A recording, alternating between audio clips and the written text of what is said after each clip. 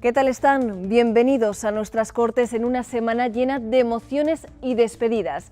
El hemiciclo vivía su último pleno de la legislatura entre agradecimientos y buenos deseos de los procuradores.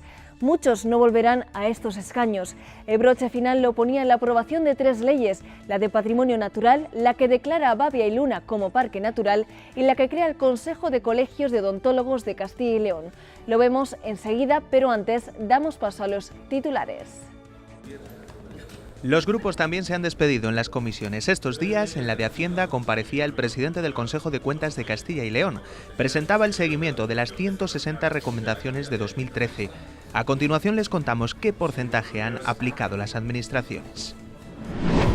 Tras el último pleno de la legislatura, entrevistamos al portavoz del Partido Popular en las Cortes. Carlos Fernández Carriedo nos cuenta cómo ha sido trabajar en un contexto de crisis y nos confiesa cuáles han sido para él las iniciativas más difíciles de llevar a cabo estos últimos 4 años. Conocemos qué pensaba el filósofo y escritor Miguel de Unamuno sobre nuestra comunidad. Se lo descubriremos a través de la exposición Vínculos del Alma, Andanzas y Visiones de Miguel de Unamuno en Castilla y León. La inauguraba esta semana la presidenta de las Cortes en el municipio salmantino de Candelaria. Último pleno de la legislatura, sesión de balance y de despedida, pero también con tiempo para cumplir con las preguntas de control al Gobierno regional. La portavoz socialista preguntaba al presidente de la Junta si ha cumplido con los compromisos adquiridos a principio de la legislatura. Herrera cree que casi al 100%. Algunos de los que se van, de los que dejan seguro el escaño, han preferido ser los primeros en llegar al hemiciclo. Portavoces de PSOE y de Grupo Mixto que abandonarán las Cortes en la próxima legislatura. Por eso el pleno era de balance. Resumen de 4 años de oposición y control a la labor del Ejecutivo. Errores de bulto, como el centimazo, como la desastrosa política industrial o cultural, como el desmantelamiento de la I+D+I. Y resumen de una legislatura de gobierno sin olvidar a la oposición. Que hemos desarrollado prácticamente todas las iniciativas, los proyectos, las medidas, las estrategias que aquí se plantearon y que estaban previstas. En ocasiones hemos logrado consensos que han evitado que este balance que hoy hacemos aquí sea aún peor. Algo habremos hecho bien cuando la propia Red Europea de Lucha contra la Pobreza marca que Castilla y León se sitúa entre las comunidades autónomas con menores situaciones de pobreza, cuando hemos sentado las bases de un nuevo modelo de ordenación, de gobierno y de financiación de las entidades locales. Mire, quiero traer a colación, por ejemplo, el consenso para reconducir la situación de Metales Extruidos, una empresa importante de Valladolid, o el consenso también para reconstruir la planta de Campofrío. En el último año, los últimos 12 meses, cada día hemos logrado que en Castilla y León, gracias al esfuerzo de empresarios y trabajadores, se crearan 45 nuevos empleos. Otro de los que agota su tiempo en las Cortes no ha tenido la oportunidad de debatir con el presidente del Ejecutivo. Pero de todos es conocida cuál es nuestra idea al respecto sobre la situación de esta comunidad. Para este pleno final, también palabras de reconocimiento mutuo. Allí donde usted esté, le deseo toda la felicidad del mundo. Para mí ha sido un auténtico honor debatir con usted, señor Herrera. Herrera se ha mandado un último mensaje a los socialistas. Si no cambian sus políticas, ha finalizado, seguirán en la oposición. El Gobierno regional también respondía sobre algunos asuntos económicos, como la investigación del fracking en las merindades en Burgos o la crisis del Gorriaga. El PSOE llevaba además una proposición para apoyar a las cuencas mineras una vez finalizada la obligación de comprar carbón autóctono por parte de las empresas eléctricas. Desde la tribuna de invitados, 7 mineros seguían atentamente el pleno. El PSOE acudía por enésima vez con una iniciativa para apoyar al carbón, una propuesta que no contaba con el respaldo del PP, que pedía sin éxito a los grupos sumarse a un texto alternativo. Es necesario más que nunca en estos difíciles momentos que abandonemos la confrontación y hacer un esfuerzo de consenso entre todas las fuerzas políticas. Ustedes solamente han querido ese consenso cuando la gente, cuando la gente estaba en la marcha minera. Izquierda Unida preguntaba por qué se ha permitido la investigación del fracking en las merindades en Burgos. Reclamaba argumentos técnicos, no políticos. Dejen ustedes de tomar en este último momento decisiones políticas que afecten a la salud de los ciudadanos. Según el consejero de Economía, permitir estudiar este suelo es una obligación legal y añadía de forma tajante. No se va a permitir la aprobación de ningún proyecto que ponga en peligro la vida de los ciudadanos, de las cosas o del medio ambiente. La crisis del Gorriaga aparecía en otra de las preguntas. ¿Por qué no se agilizan ya esa oferta solvente si es que la tienen? ¿Por qué no priorizan o hacen lo que esté en sus manos para pagar el pago de las nóminas? La consejera de Agricultura, por su parte, defendía la actuación que lleva desarrollando la Junta con la empresa desde el año 2011. Si nosotros hubiéramos dejado de estar pendientes de esta empresa estaría ahora mismo en liquidación. Ahí es donde estaría. El debate se desviaba por el camino de la autovía León-Braganza. El PSOE pedía las acciones llevadas a cabo por el Gobierno regional. La autovía León-Braganza hoy no toca, señoría. No se renuncia a ese objetivo, pero hoy no toca. Las prioridades están en esos servicios públicos esenciales a los que siempre hacemos referencia. En 2009 decía usted que era irrenunciable. Ha sido un excelente bailador de yenca. Un paso adelante, otro hacia atrás. Lo estamos viendo. Irrenunciable, prioritario, no toca. En otro de los debates, el consejero de Economía aprovechaba para anunciar el ahorro que ha supuesto la renovación de alquileres de las oficinas de Lecil, más de 240.000 euros. La sanidad y la educación también han estado presentes en este último pleno. Se ha aprobado una proposición no de ley para impulsar la formación sobre emergencias en los centros escolares y los procuradores han mantenido un intenso debate acerca de las ayudas a los libros de texto y sobre dos hospitales de la comunidad, el de Burgos y el de Soria. Las Cortes instan a la Junta a que apruebe programas en primaria y secundaria para impulsar la formación de los alumnos ante emergencias. En sucesos trágicos, como pueden ser incendios, derrumbes, catástrofes medioambientales, la actuación de una población formada es fundamental y un comportamiento inadecuado puede incrementar el número de víctimas. El Partido Popular ha presentado esta proposición no de ley que ha contado con el apoyo del Grupo Mixto y del PSOE, aunque ambos han hecho objeciones. Puede parecer irónico que algo que es sumamente necesario se plantea a estas alturas del siglo XXI. Emergencias son las que han pasado y pasan algunas familias para poder comprar los libros de texto de sus hijos. El PSOE también ha trasladado esa crítica a Juan José Mateos, a quien ha recriminado que las ayudas por la compra de los libros de texto aún no han llegado a sus destinatarios. Una vergüenza que a estas alturas las familias no tengan todavía el dinero. El consejero de Educación anunciaba que ya se le ha comunicado a los beneficiarios esta semana. Un poquito antes que en el curso anterior. Luego hemos mejorado un poquito, sí, un poquito. Yo sé que eso les molesta. En materia de sanidad, la oposición ha reprochado a la Junta los casos de dos hospitales. En primer lugar, el de Burgos, en el que vuelven a denunciar un sobrecoste en las obras y advierten que irán a los tribunales, aunque Sáez Aguado cree que se desestimará la demanda socialista. No tengan duda tampoco de que nuestro candidato terminará con este engendro, con este pozo sin fondo. Cuando la Junta pretende disponer del mejor hospital en Burgos, cuando se quiere hacer mejor, las cosas cuestan más. En segundo lugar, el Hospital de Santa Bárbara de Soria, en el que el PSOE denuncia todo lo contrario al caso de Burgos. ¿Dónde están los 4 millones que usted presupuestó para el 2014? ¿No nos acaba de decir que no tenían dinero? Tenemos que renunciar a algunas inversiones para mantener el núcleo esencial de la sanidad, la prestación de la asistencia sanitaria. Sáez Aguado le ha recordado que Soria es una de las 4 áreas de España que cuentan con la máxima calificación europea en materia hospitalaria.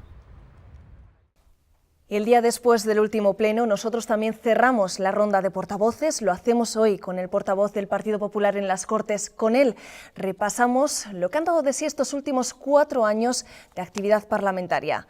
Carlos Fernández Carriedo, buenas noches y bienvenido. Buenas noches y también gracias a las personas que ven en sus casas. Lo veíamos hace unos momentos, las palabras crisis, desempleo, se han enquistado en el Parlamento desde el principio hasta el final de la legislatura. ¿Cómo ha sido trabajar en este contexto? Pues es verdad, llevamos ya 8 años de crisis económicas, 2 legislaturas, pero también es verdad que esta legislatura, que comenzó con recesión y pérdida de empleo, pues acaba con crecimiento económico y creando puestos de trabajo. A pesar de eso, hoy tenemos mucho más paro en Castilla y León de lo que teníamos antes de la crisis económica, en el año 2007. Y por tanto hay un trabajo de cara al futuro muy importante, pero eso no puede hacernos olvidar que llevamos ya un tiempo creando puestos de trabajo y que en el último año en Castilla y León el número de parados ha bajado en 18.500 personas, que hay 15.000 afiliados más a la Seguridad Social hoy que hace 12 meses y que en este periodo, pues cada día que ha pasado, se han creado en Castilla y León 45 nuevos empleos cada día. De todas las medidas que se han tomado, 41 leyes que se han aprobado en el Parlamento esta legislatura, ¿cuál ha sido la más difícil para usted? Pues desde el punto de vista político, lógicamente hacer los presupuestos en época de crisis nos ha impedido decir a muchas personas que sí a sus aspiraciones y a sus deseos. No obstante, son medidas que nos han permitido hoy crecer económicamente y, por ejemplo, nosotros que nunca hemos subido el IRPF en Castilla y León ningún tramo, pues gracias a que hoy las cosas están mejor, pues podemos hablar de una bajada de impuestos para todos los ciudadanos en el IRPF autonómico y podemos hablar también, por ejemplo, de que las rentas más bajas, las que tienen menos de 12.450 euros al año, pues tienen una reducción en sus impuestos del IRPF ya este año 2015 de un total del 17%. Es verdad que son medidas que se pudieron haber tomado antes si las circunstancias hubieran sido otras, pero lógicamente la época de crisis económica nos obligó a decir que no a mucha gente que tenía muchas aspiraciones. Dentro de estas medidas, en ocasiones también veíamos que el Gobierno que sustenta su partido se llegaba a enfrentar al Ejecutivo Central. ¿Cómo valora este hecho? Pues en lo que siempre hemos hecho desde el Partido Popular de Castilla y León, defender los intereses de tierra. Tuvimos problemas con el anterior Gobierno socialista, pero también mostramos lealtad porque era el Gobierno de España y, lógicamente, ahora que hay un Gobierno del Partido Popular a nivel nacional, pues somos igual o más exigentes para defender nuestra tierra. Y yo creo que esto refleja claramente que la principal prioridad del Partido Popular de Castilla y León es la defensa de los intereses de Castilla y León, la defensa de los intereses de los paisanos de Castilla y León. ¿Han quedado cosas pendientes? Pues desde el punto de vista de leyes, la mayor parte están hechas. Desde el punto de vista de los objetivos, naturalmente para la próxima legislatura tenemos un recorrido, que es completar la salida de la crisis económica, completar la recuperación que hemos iniciado en este periodo. Lógicamente no podemos estar satisfechos cuando hoy tenemos bastante más paro que el que teníamos antes de la crisis económica, pero es verdad que hemos conseguido una cosa, que es un cambio de tendencia. Donde estábamos en recesión, hoy estamos ya creciendo económicamente, pero desde el punto de vista legislativo es verdad que ha habido un horizonte de leyes muy importantes esta legislatura. En el ámbito de la recuperación y el empleo, comenzábamos con leyes de estabilidad presupuestaria, pero luego aprobábamos la ley de estímulo a la creación de empresas o leyes sectoriales en materia de agricultura o en materia de industria o en materia de reducir trámites medioambientales para la creación de empresas. Si hablamos de leyes en materia de servicios públicos o de cohesión social, hemos aprobado la Ley de Igualdad para Personas con Discapacidad, la Ley de Integración de Inmigrantes, la Ley de Ciudadanía en el Exterior, medidas urgentes por ley en materia de vivienda, la mejora de las condiciones de acceso a la renta garantizada de ciudadanía, la red integral de apoyo a personas y familias vulnerables ante la crisis económica, y hemos hecho también reformas legislativas muy importantes que quedarán para el futuro: la ordenación del territorio, la ley de transparencia, reformas de la administración o también la mejora de la eficacia de las instituciones propias de Castilla y León. En estos asuntos pendientes, por ejemplo, el desarrollo de la ley de ordenación del territorio, sí que se daba en esta legislatura el visto bueno a los mapas de las áreas funcionales estables de aquellos municipios con más de 20.000 habitantes y su alfoz, pero no, de momento no ha llegado al Pleno los mapas de las áreas rurales. El PSOE dijo que no se contara con ellos hasta no ver la utilidad de estos primeros mapas. No sé si esto ha influido para no llevar este asunto a los últimos plenos. Claro, porque esto se ha hecho siempre por consenso y nos gustaría seguir manteniendo el consenso en el futuro. Y lo que no queremos es tomar medidas sin consenso y, por tanto, seguimos invitando a toda la oposición a que se sume a este proyecto y hagamos algo entre todos. La Ley de Ordenación del Territorio se aprobó por consenso y todo el desarrollo normativo también se ha venido haciendo por consenso, que ha sido mucho el desarrollo normativo, y es verdad que queda un camino por hacer y, por tanto, nuestra disposición es de mano tendida a todos los grupos para que se sumen a esta iniciativa, que si salió por consenso la propia ley, lógicamente nos gustaría que su desarrollo también lo fuera.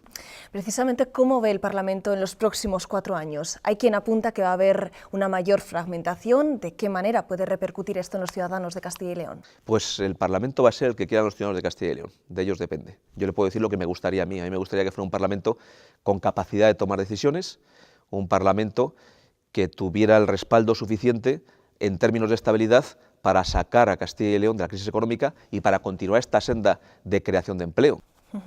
No sé si sabes si optará a volver a la próxima legislatura a este Parlamento. Pues esto lo tiene que decidir el Comité Electoral Autonómico de mi partido y, por tanto, no me corresponde a mí. ¿Pero le gustaría seguir trabajando en este Parlamento? Pues lo que tenemos que tener muy claro es que aquí todos somos temporales, interinos, que estamos a disposición de lo que digan los ciudadanos y se puede hacer muchas cosas dentro del Parlamento y también se puede hacer fuera.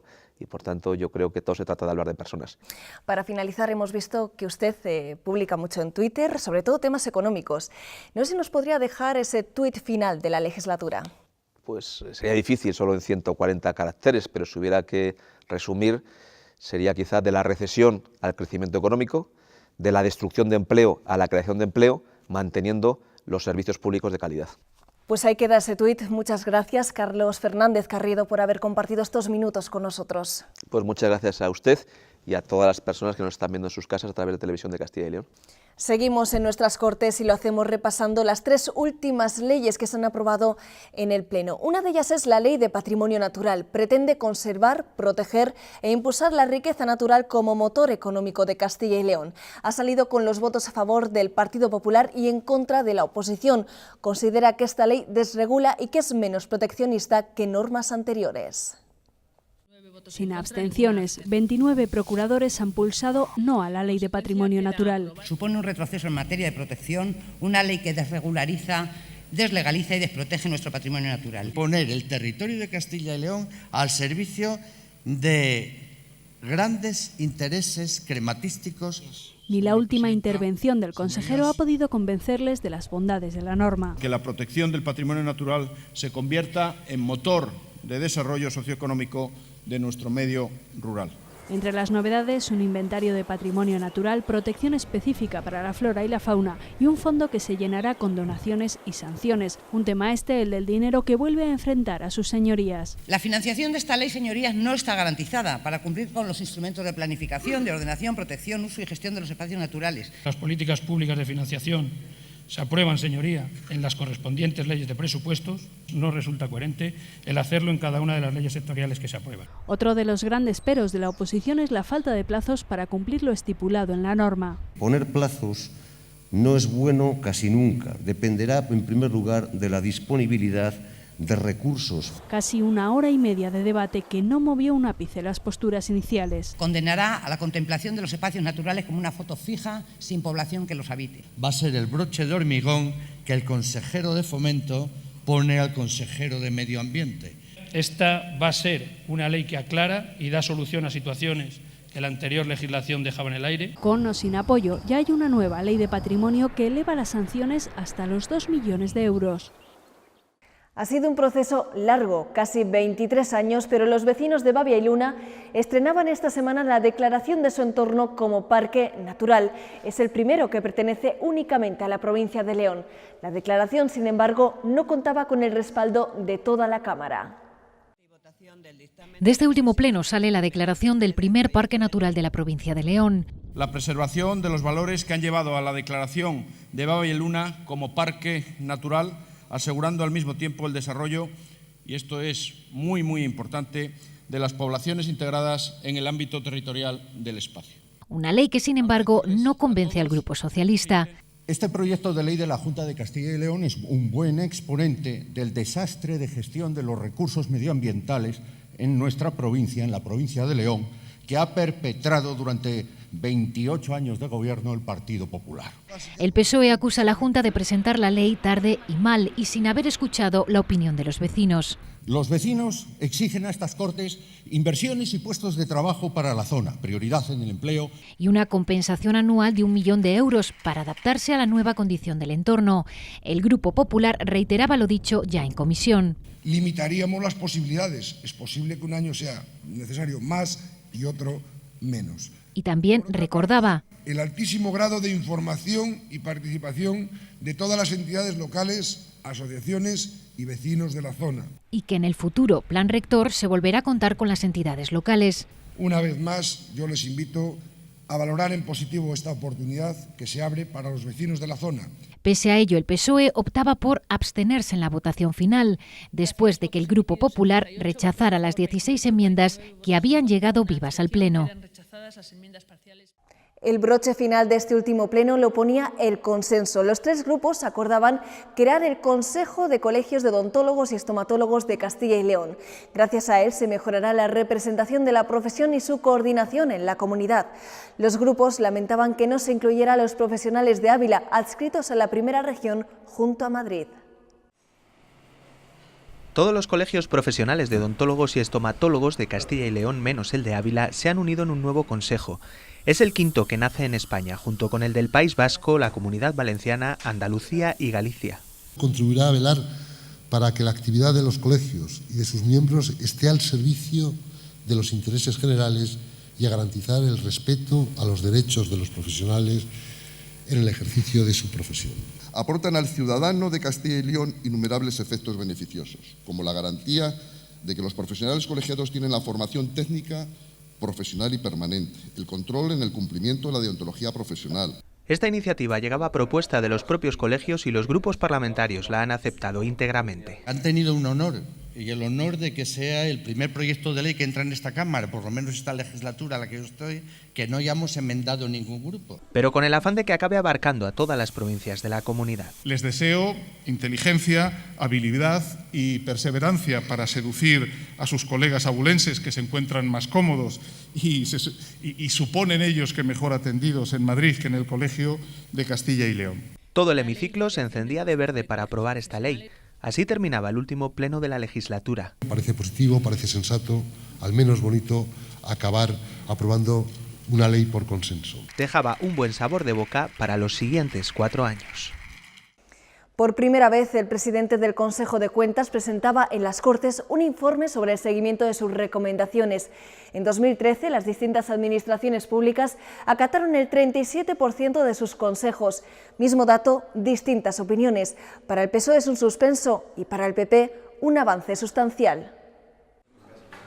Después de fiscalizar, el Consejo de Cuentas emite una serie de recomendaciones que no siempre cumplen los entes auditados.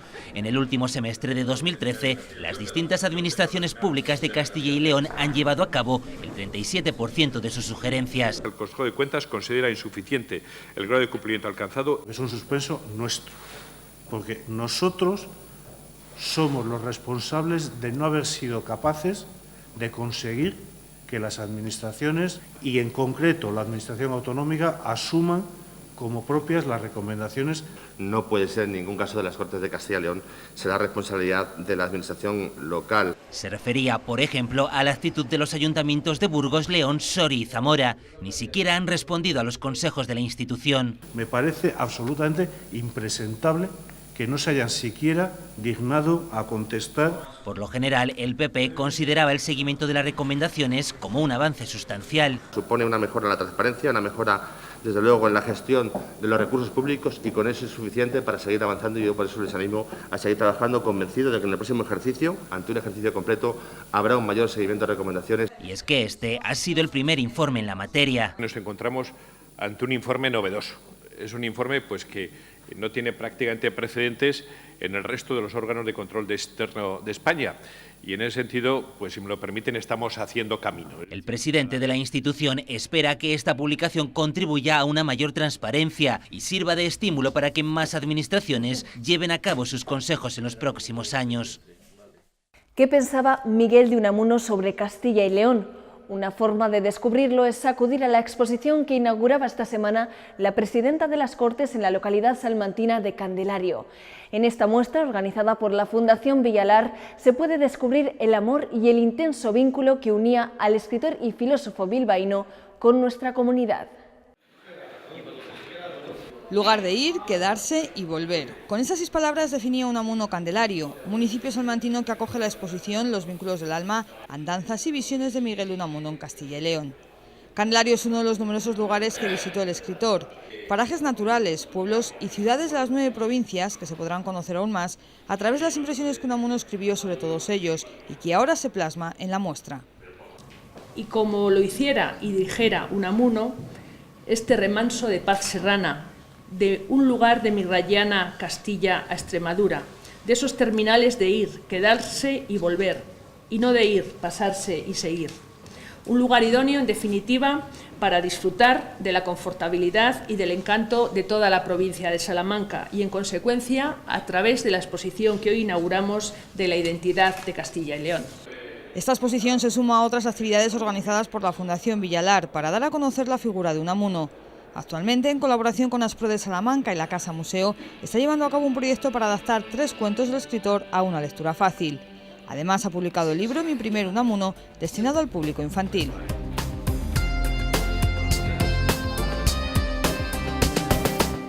Con esta visión particular de Miguel de Unamuno nos despedimos hasta el jueves que viene. A partir de las 9:30 de la noche les contaremos todo lo que ocurra en la última semana antes de la disolución de las Cortes. Les esperamos.